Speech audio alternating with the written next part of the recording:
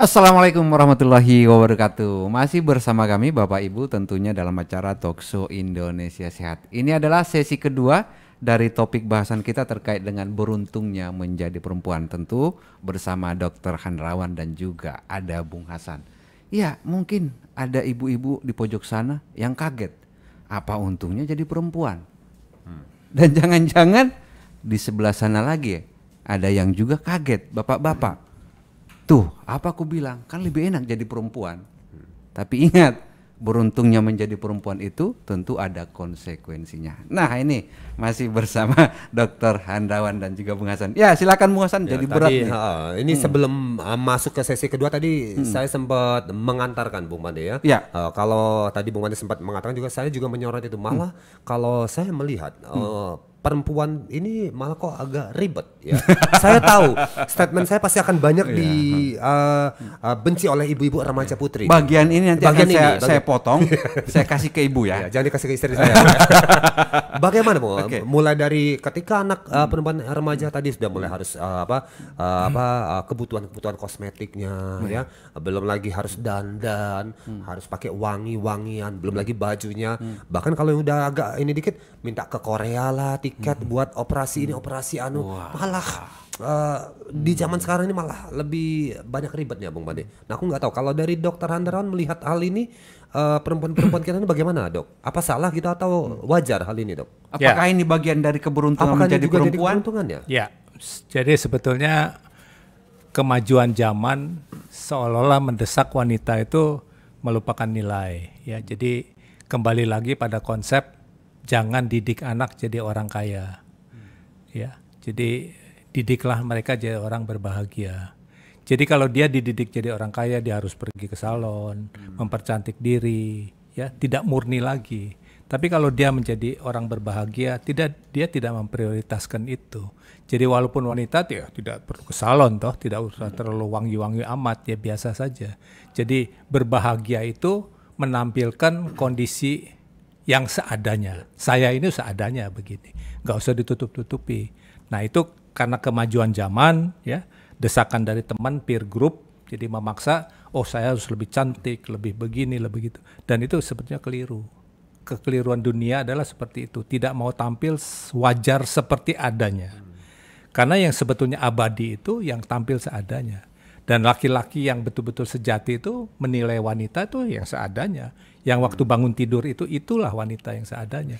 Bukan dipoles dan segala macam. Jadi salah kalau orang tua mendidik anak memprioritas harus ke salon dan sebagainya. Apalagi dalam kehidupan yang susah. Kehidupan yang susah diatasi dengan prioritas. Menentukan prioritas. Apa yang prioritas? Makan. Beli beras dulu secukupnya untuk 1 bulan. Selebihnya untuk apa? Sekolah. Selebihnya untuk apa? Baru hiburan. Jangan dibalik. Jadi hiburan, salon dan sebagainya itu prioritas paling bawah kalau ada lebih. Kalau tidak jangan diutamakan. Kita kadang-kadang salah menentukan priority. Tidak sesuai dengan kemampuan kita, penghasilan segini dihabiskan untuk salon. Anak muda itu sekarang kecenderungan begitu. Dapat berapa habis untuk apa yang tidak priority. Dia lupa hari depannya.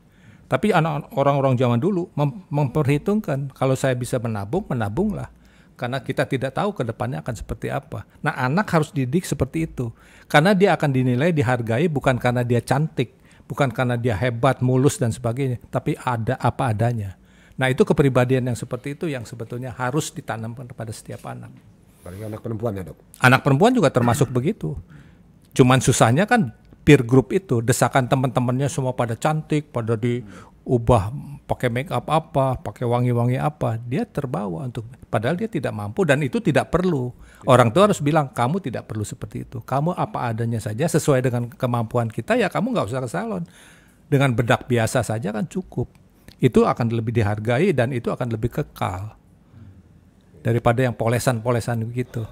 Baik, Itu jadi nilai, pendidikan nilai itu seperti itu. ini statementnya Dokter Handrawan ini akan membatalkan tiket Ke Korea. yang sudah Iya. aku janjikan. Tapi ini, Bung, pindah ya. ke Kreo. Tapi tadi benar ya, masalah gaya, masalah kebiasaan gaya hidup memang untuk remaja-remaja kita sekarang ini memang cenderung seperti itu. Dan ini terbukti dari bagaimana maraknya pinjaman online yang itu didominasi oleh kalangan remaja-remaja, bukan remaja yang ya ini ya yang sudah bekerja, yang masih istilahnya masih single.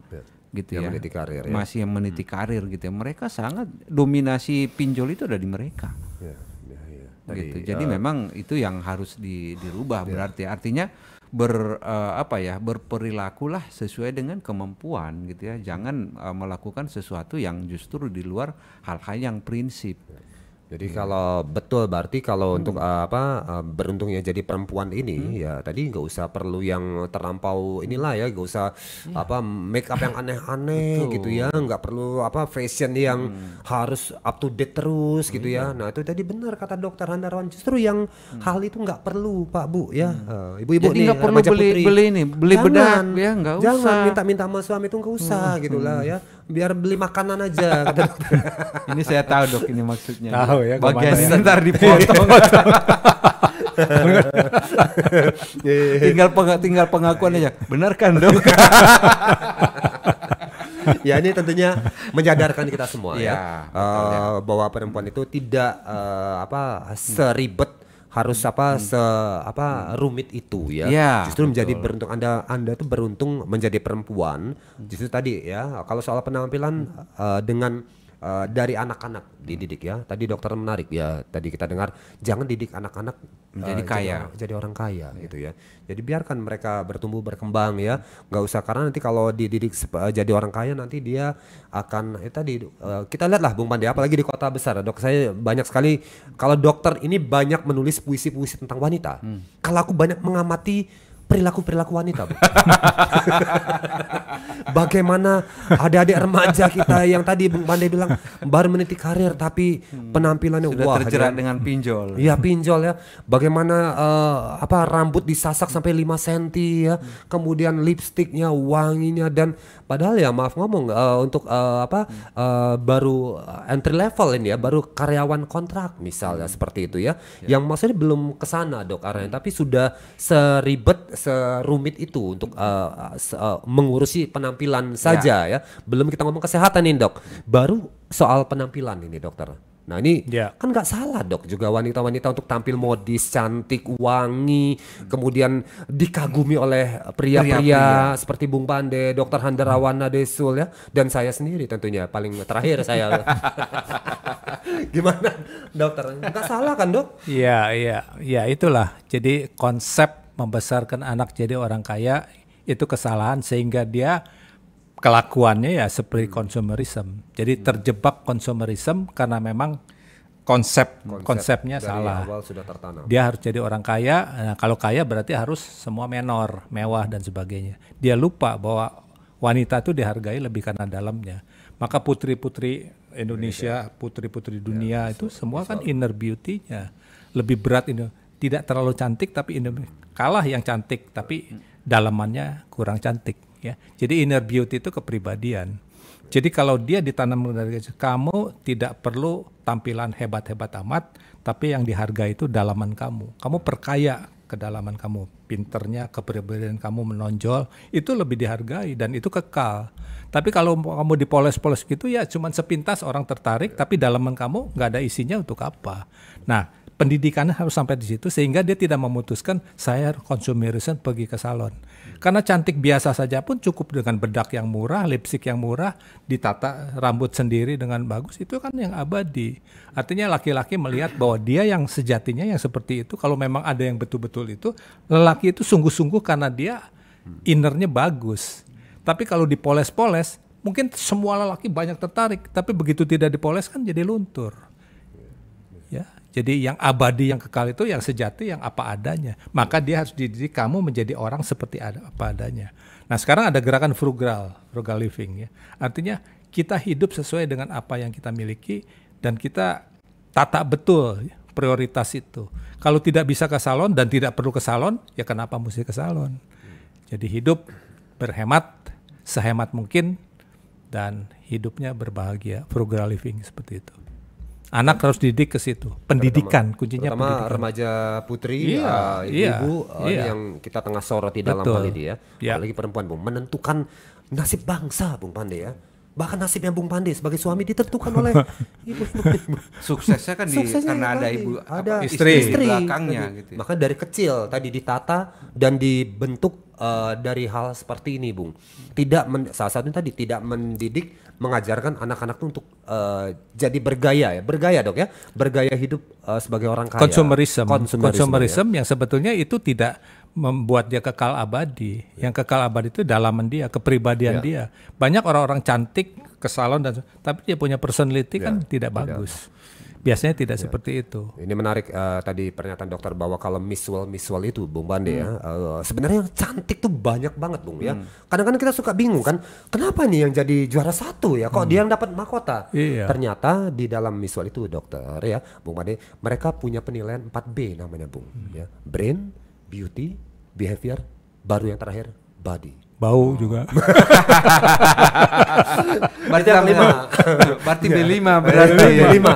Jadi yang pertama tuh brain, jadi otak ya. Kedua beauty ya, behavior dulu. Perilaku ya. Ketiga brain, beauty, behavior, beauty, kecantikan. Baru yang terakhir tuh paling akhir Bung, body. Tubuh tuh yang katanya harus lekuk-lekuknya seperti gitar Spanyol dan lainnya, itu penilaian paling akhir. Nah itu tadi ya, jadi ini kayaknya selaras tadi dengan pesan dokter, apalagi untuk yang tengah membesarkan anak-anak remaja putri. Ini penting sekali untuk dicermati ya, ibu-ibu ya, bapak-bapak. Karena saya lihat juga Dok, di ibu kota ibu-ibu nih kadang-kadang anak-anak dari kecil tuh sudah, anak-anak remaja putri kita udah dikasih lipstick ya, diajarin make up, diikutin lomba fashion show. Nah dengan ya anggapannya ya tadi kan melatih bakat dari kecil Dok, kan nggak salah juga sih sebenarnya dokter, dari kecil diikutin lomba-lomba seperti itu Dok. Ya tidak tidak sesuai dengan tata nilai. Tidak sesuai masih. Jadi tidak kekal, artinya dia akan mengandalkan cara itu untuk memikat lawan jenis. Oke, dengan fashion termasuk tadi. dengan keputusan dia memilih siapa calon teman hidupnya. Dia mengandalkan itu, yang dipoles itu, dan dia akan melihat laki-laki yang suka seperti itu. Padahal semua itu kan tidak kekal. Berarti kalau gitu anak-anak remaja putri kita ikutkan ke ini aja Dok, lomba cerdas cermat gitu. Itu lebih penting. Oke. Lebih penting. Hal-hal yang lebih sifatnya mengandalkan intelektual ini Bung Pandi berarti. Jadi sekali lagi kalau dia dari kecil dididik pendidikan nilai, bukan orang kaya tapi nilai, mengutamakan nilai. Dia menghargai orang lain karena isi kepalanya, bukan karena bajunya branded atau tidak, mobilnya bagus atau tidak, tapi kepribadiannya, dia orang baik, cerdas, itu yang lebih dihargai. Kalau dia dari kecil dididik, dia nggak akan memoles dirinya sehebat mungkin. Dia akan mengisi dirinya sehebat mungkin, karena di situ daya tariknya. Ya, jadi setelah besar pun dia tidak mengandalkan kecantikan. Kalau dia cantik pun dia nggak akan andalkan itu, karena orang yang betul-betul benar tertarik pada dia, mayoritas laki-laki itu melihat yang sesungguhnya, bukan polesan. Polesan itu sementara, dan biasanya perkawinan tidak kekal. Kalau mengandalkan itu biasanya kena banyak bercerai di kalangan level selebritis karena begitu, mengandalkan polesan saja. Tapi begitu tahu hidup bersama dalamnya nggak beres, baru ketahuan. Jadi semuanya itu menentukan nasib hanya hari depan dia, di polesan, luar tidak saja, kekal. Ya. Boro-boro Bung ya, buat melanjutkan pernikahan ya. Pernikahan aja gagal, apalagi merawat suami Bung Bade. Repot kita Bung Bade. Lutang lantung. Iya. Makanya Bung ya, kalau kita lihat Menteri Luar Negeri kita ya, Ibu Retno Marsudi, wah ya, tampilannya sederhana tapi ya ngomongnya cascis, wah ini membawa Indonesia, mendampingi Indonesia ke berbagai pertemuan negara ya.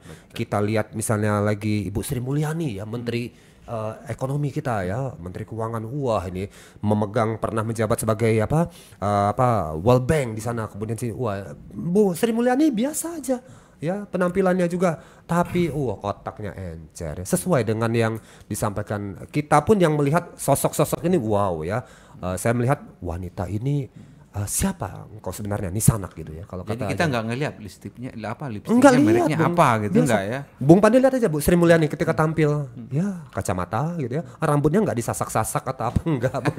Nggak sempat lu. Nggak sempat ya, ngurusin ekonomi udah puyeng ya. Baik, beruntungnya jadi perempuan ya. Mudah-mudahan ibu-ibu remaja putri terutama ya, bapak-bapak juga Anda bisa mendapatkan hikmah dari dialog ini. Nanti kita akan bahas lagi setelah break yang satu ini. Peliharalah kesehatan tubuh Anda dengan M-King. M-King adalah ramuan herbal ekstrak yang setiap tetesnya mengandung campuran herbal dan bermanfaat untuk membantu memelihara kesehatan tubuh. M-King terbuat dari bahan herbal berkualitas, daun kelor, rimpang temulawak, bunga rosella, dan buah mengkudu. Minum M-King 3 kali sehari 15 tetes. Dikonsumsi dengan mencampur 200 ml air putih. M-King, rajanya jamu tetes Indonesia.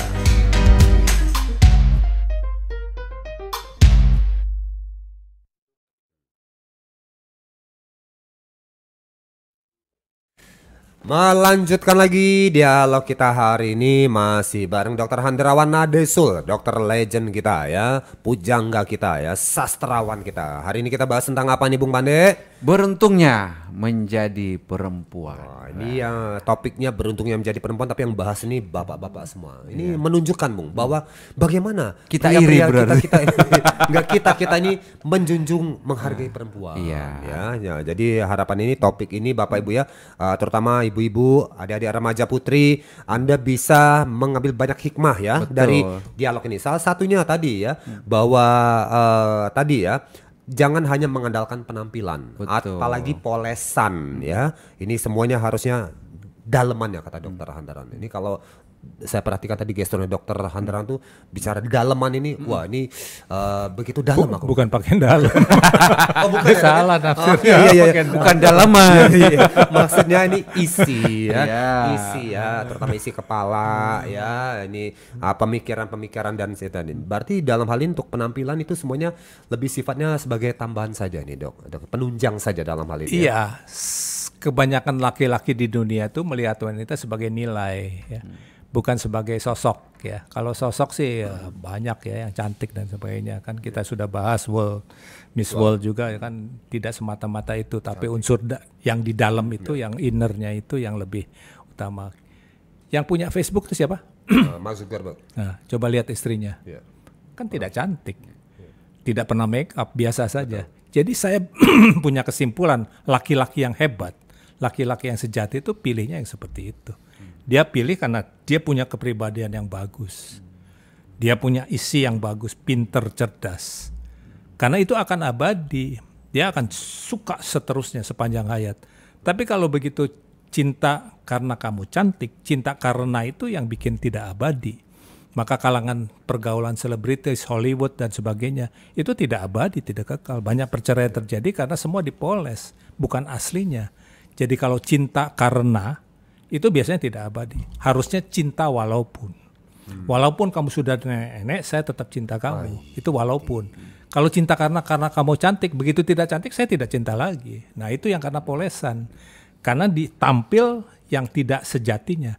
Yang sejatinya itu bangun tidur, itu cantiknya. Kalau kita bisa menghargai wanita bangun tidur, kita betul-betul sungguh cintanya. Cinta walaupun.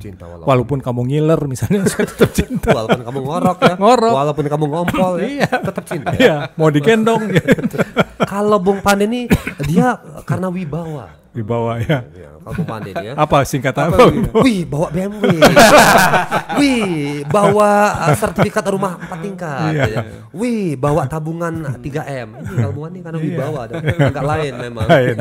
Gimana Bung? Anda melihat beruntungnya jadi perempuan. Anda merasa beruntung dengan Anda juga punya anak perempuan ya, dengan ini.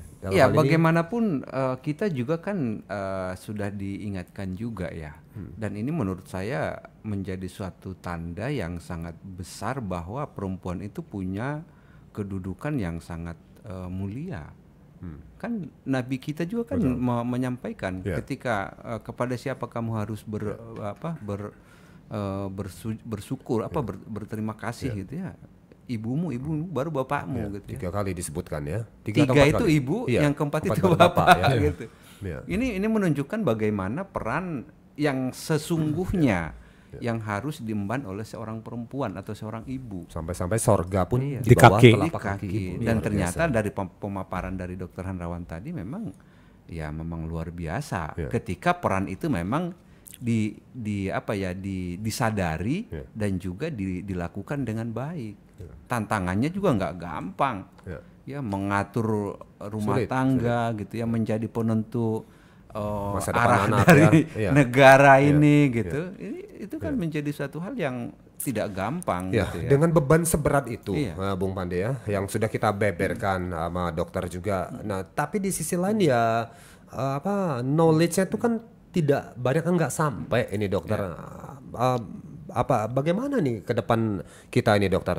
Sampai di kampus saja nggak ada Bung yang mengajarkan mata pelajaran, yang ada kan matematika, statistik. Yang nggak ada mata pelajaran seperti bukunya Dokter Hendrawan, cantik, cerdas dan feminin ya, 6 SKS misalnya, nggak ada. Padahal dia akan menampung, memikul beban seberat itu, Dok. Ya, jadi sekali lagi edukasi, dan beruntung siaran seperti ini juga kan melebarkan ya, menambah wawasan pendengarnya. Jadi sekali lagi edukasi penyuluhan itu penting ya.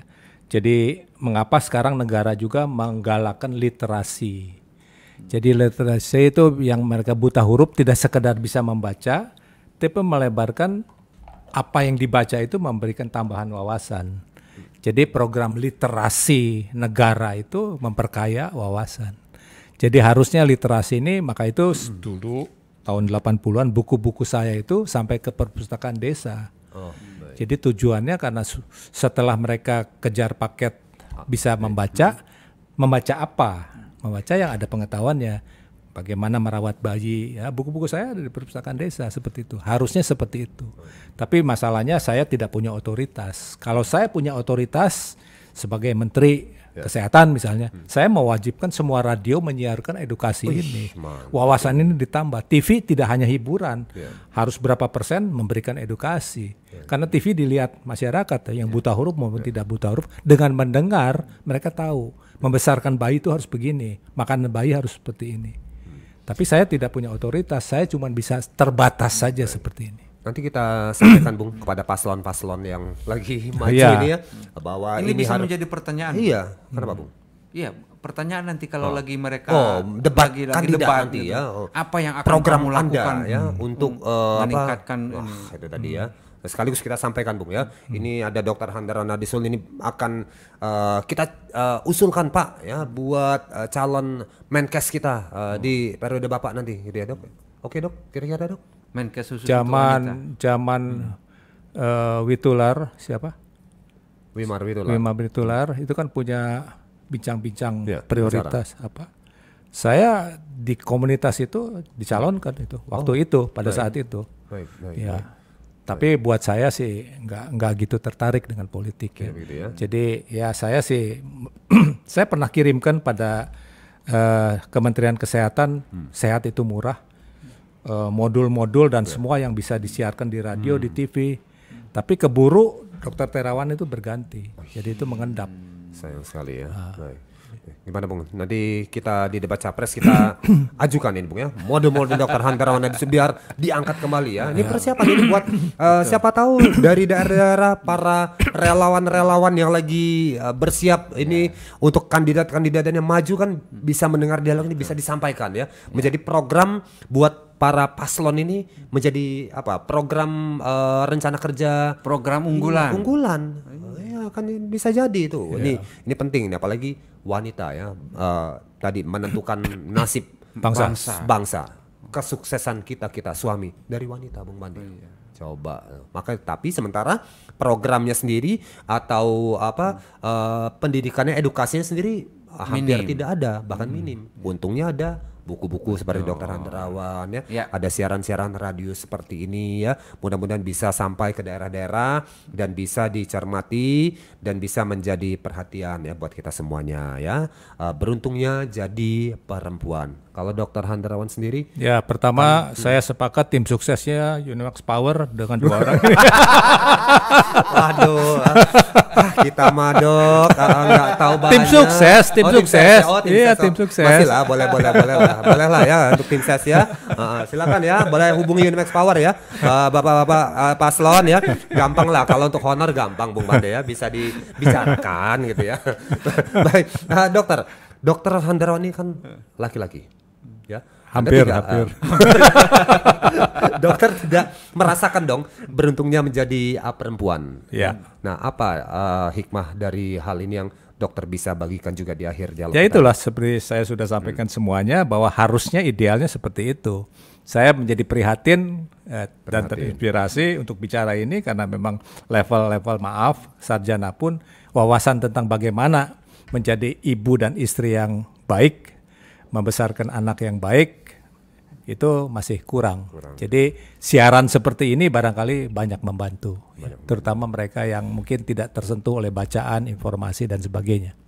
Kalau dari Bung Bade, gimana Bung? Beruntungnya menjadi perempuan. Anda juga laki-laki nih ya. Di mana Anda melihat sisi untungnya menjadi perempuan ini, Bung? Ya, beruntungnya menjadi perempuan ini akan kita sematkan pada mereka yang memang menyadari. Yang menyadari bahwa memang mereka beruntung jadi perempuan. Artinya beruntung bahwa memang mereka menyadari peran mereka yang sangat-sangat penting, yang sangat strategis. Tidak hanya di dalam lingkup keluarga, tapi juga berefek kepada yang lebih luas, bahkan negara.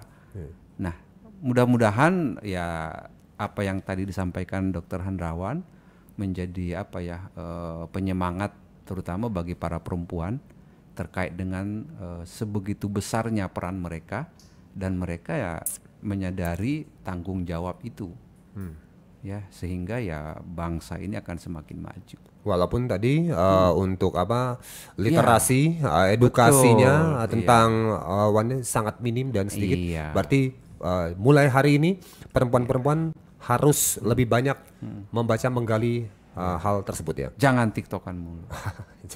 Jangan tiktokan nggak apa-apa, tapi ngonten nggak apa, tapi hal-hal yang positif. Baik, ini tadi ya. Jadi peran perempuan dalam hal ini menentukan kesuksesan suami dan juga kesuksesan anak dan bahkan menentukan negara. Jadi berat sekali ya, sangat berat ya. Tapi ini selaras dengan pesan Nabi kita, Bung Bade, bahwa orang yang beruntung adalah orang yang paling banyak manfaatnya. Ya. Jadi seorang wanita dengan manfaat seperti itu selaras tadi dengan apa yang kata dokter sampaikan. Anda itu adalah sosok yang sangat beruntung ya, karena begitu besar perannya pada suami, pada anak-anak, bahkan negara pun sangat bergantung dengan peran Anda ya. Baik, semoga dialog ini bisa diambil hikmahnya tentunya dan bisa diambil pelajarannya, dan harapan kita Anda tetap terus menjaga kesehatan Bapak Ibu. Jamu tetesnya ngomong jamu tetes kita untuk wanita juga sangat dianjurkan ya, dengan peran yang begitu besar tentu butuh stamina yang kuat ya, tapi jangan juga diminum sendiri. Tetap tadi kan meja makan yang ngatur kan ibu juga. Ya jadi tetap jamu tetes kita juga ditaruh di situ dan berikan pada suami, untuk anak-anak. Anak-anak juga boleh dan ya. Jangan lupa minum juga. Ya. Sama satu lagi Bu ya. Apa? Minta duit belanjanya buat beli jamu pada bapaknya. Jangan cuman dengerin kata bapaknya hidang tapi nggak ngasih duit belanja buat beli jamu ya. Nah, sisihkan. Bapak-bapak yang denger juga jangan pura-pura nggak tahu Pak ya. Siapin pulang, bawa jamu tetesnya, kasihkan ke ibu biar nanti ibu yang ngatur ya. Bapak sekian tetes, ibu sekian tetes, anak-anak sekian tetes ya. Minumnya 3 kali sehari ya. Baik, semoga bisa dipahami Bapak Ibu, dan jangan lupa dialog ini dapat Anda ikuti di Talkshow Indonesia Sehat, tentunya persembahan dari jamu tetes kita. Kita berjumpa lagi di topik berikutnya yang tidak kalah seru.